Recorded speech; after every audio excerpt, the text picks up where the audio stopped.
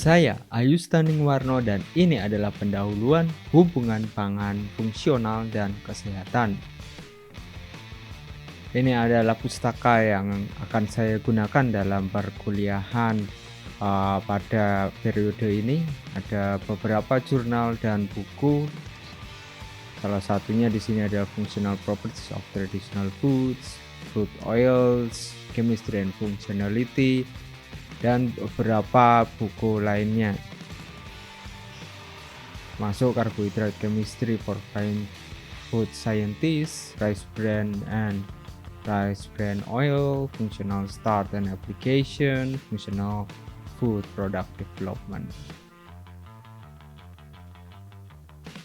Sebenarnya pangan fungsional itu apa sih? Istilah pangan fungsional berasal dari Jepang dengan istilah awal yaitu Food for Specified Health Use atau FOSU yang diterbitkan pada tahun 1991.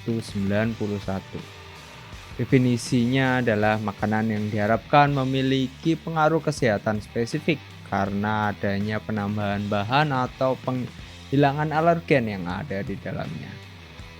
Makanan yang dengan penambahan atau penghilangan senyawa tertentu tersebut telah diuji secara saintifik dan telah mendapatkan izin untuk melakukan klaim terkait manfaat spesifik pada kesehatan setelah dikonsumsi.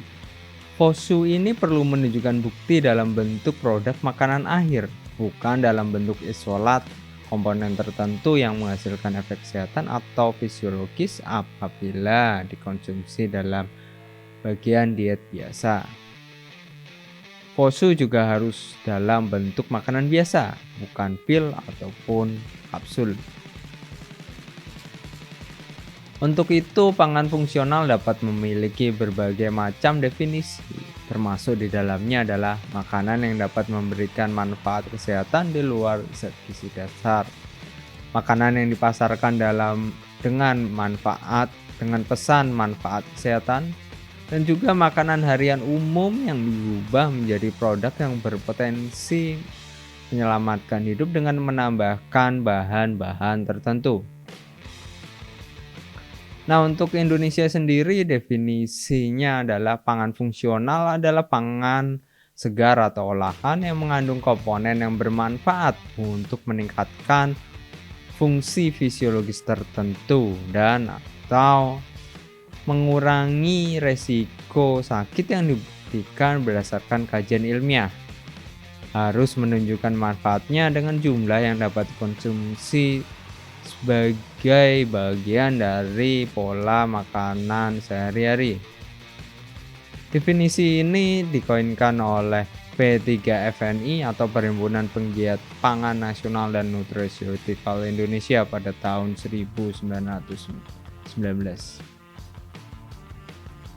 Apapun definisinya, pangan fungsional merupakan konsep unik yang masuk dalam kategorinya sendiri. Berbeda dari nutraceutical atau pharma food, medifood, bahkan designer food dan dietary supplement, sehingga akan masuk ke ranah nutrition dan bukannya masuk ke ranah farmakologi.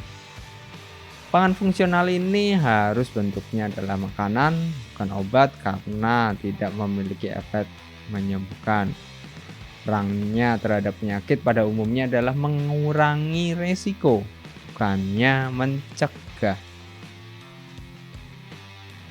Apabila kita amati di mana sih sebenarnya lokasi pangan fungsional ini, apabila kita amati pada bagian bawah ini adalah makanan yang memiliki fungsi nutrisi, kemudian juga ada makanan alami atau makanan sehat yang dapat meningkatkan kesehatan di sini, health well-being.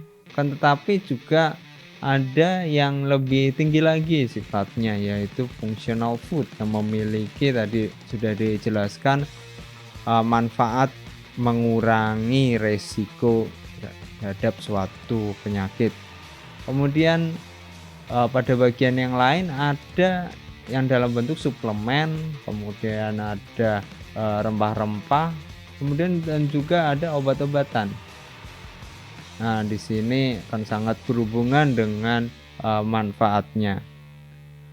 Apabila kita amati sekali lagi fungsi dari keuntungan yang didapatkan pada bagian yang paling bawah ini, yang dalam makanan biasa ini memiliki keuntungan yang paling rendah, dan apabila memiliki manfaat yang lebih tinggi, dia akan meningkat keuntungannya apabila dijual atau dijadikan suatu bisnis. Karena bahan yang dibutuhkan itu biasanya sama saja, akan tetapi harganya biasanya akan meningkat. Sebagai contoh untuk nasi misalkan atau beras itu memiliki harga 60.000 per kilogram. Apabila sudah menjadi beras yang memiliki manfaat fungsional, dia dapat memiliki harga 2 hingga 3 kali lipat. Sedangkan apabila sudah menjadi suplemen atau diekstrak misalkan senyawa antosianin atau antioksidan yang ada di dalam beras tadi, dia akan memiliki harga yang jauh lebih tinggi lagi. Nah, di sini kalau kita amati dari Food Marketing Institute tahun 1919 bahwa pangan yang berhubungan dengan kesehatan itu memiliki persentase yang cukup tinggi. Pada panelis yang memilih bahwa makanan yang dikonsumsinya adalah makanan yang memiliki fungsi spesifik pada badan, itu cukup tinggi, 61%.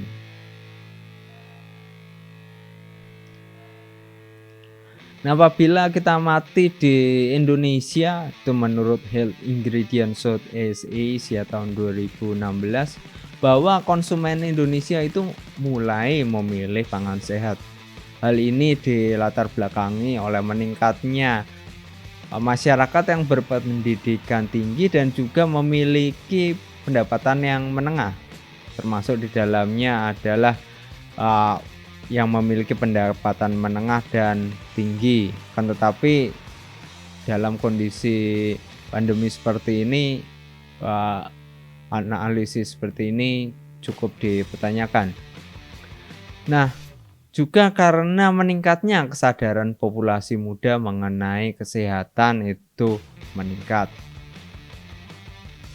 Apabila kita ingin menelisik lebih jauh mengenai pangan fungsional ini, maka hal-hal yang harus kita perhatikan yang pertama adalah makanannya itu sendiri, kemudian fungsi dari makanan itu, dan kita perlu identifikasi mekanismenya bagaimana. Mekanisme makanan itu memiliki suatu fungsi kesehatan.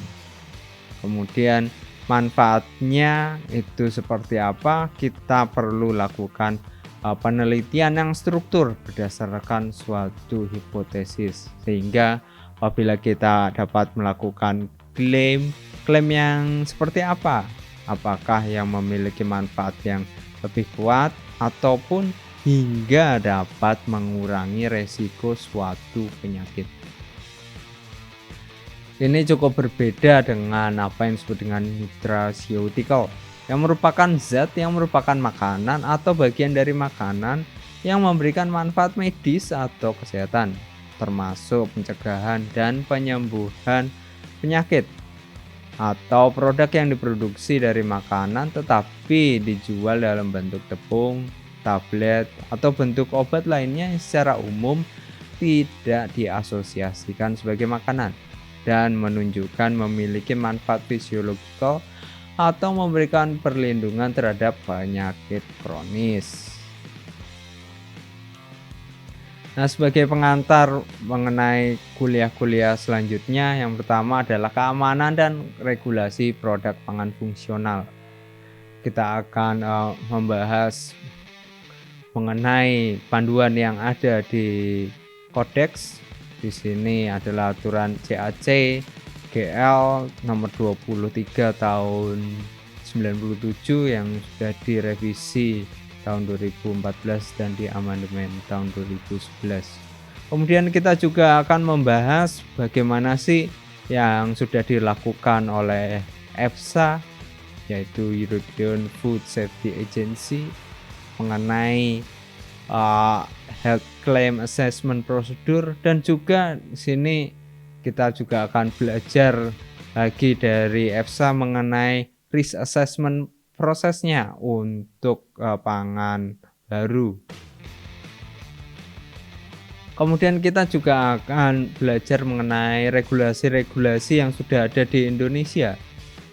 Sebagai contoh di sini ada label dan iklan pangan, kemudian Undang-Undang Nomor 18 Tahun 2012 tentang pangan, dan juga pengawasan klaim dalam label dan iklan olahan pangan yang tertuang dalam Peraturan Kepala BPOM.